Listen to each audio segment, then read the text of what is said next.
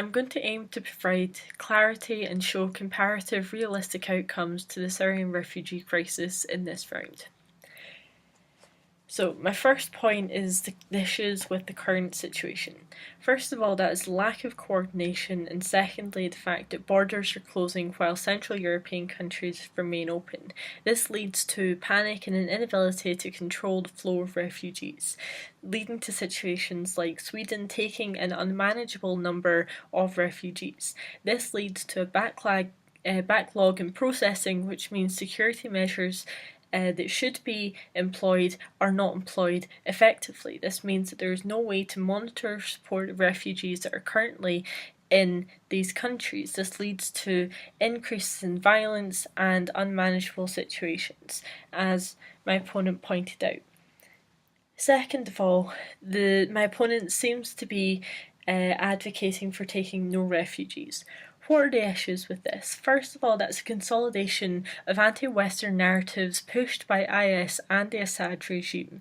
This means an increase in anger and vulnerability, which leads to the capability of manipulation by terrorist groups, making that more likely. This means that there is more support for these terrorist groups, more people more people are willing to make a dangerous illegal journey towards these countries because they still want to flee the terrorism and fear that is happening within Syria. This means that they are more likely to live a vulnerable life hiding from authorities where they are unable to seek help or control when they're in those countries. Overall, that policy leads to more resentment, more violence, and more terrorism, all of which my opponent considers a bad thing currently. What happens with my policy? First of all, this is the best solution to a bad situation. First of all, there's a proportional distribution, which means a manageable number of refugees within each country. This means that they will actually get processed, which makes security checks much more likely to be effective and happen much more quickly.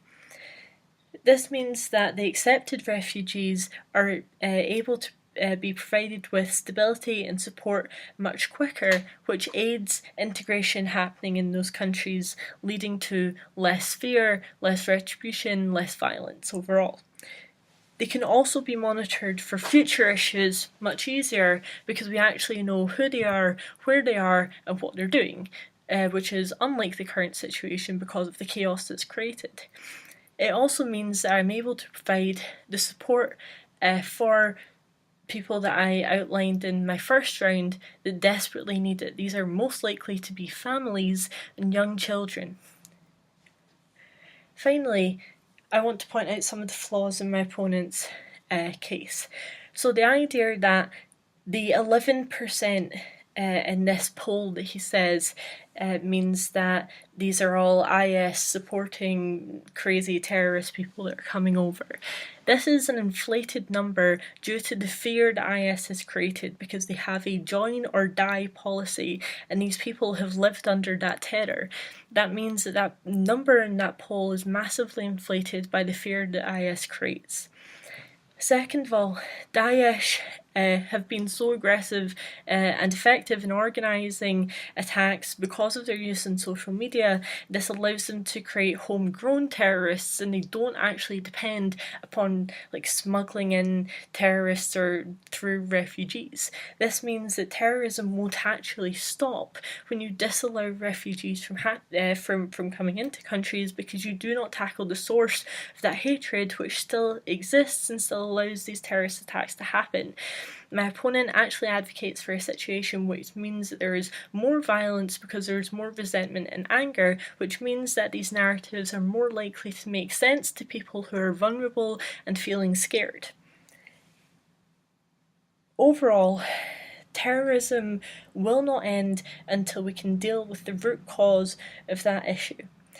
I'm advocating for a manageable solution to a problem that won't disappear because people will continue to flee the crisis in Syria.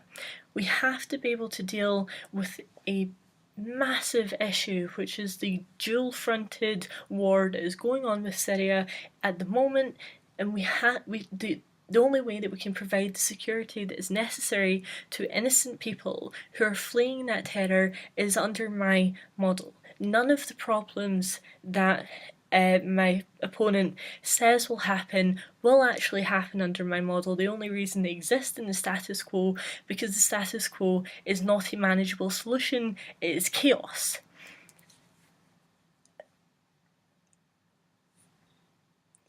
For all of these reasons, we have to consider a calm and rational solution that will provide a long-term aim towards global stability.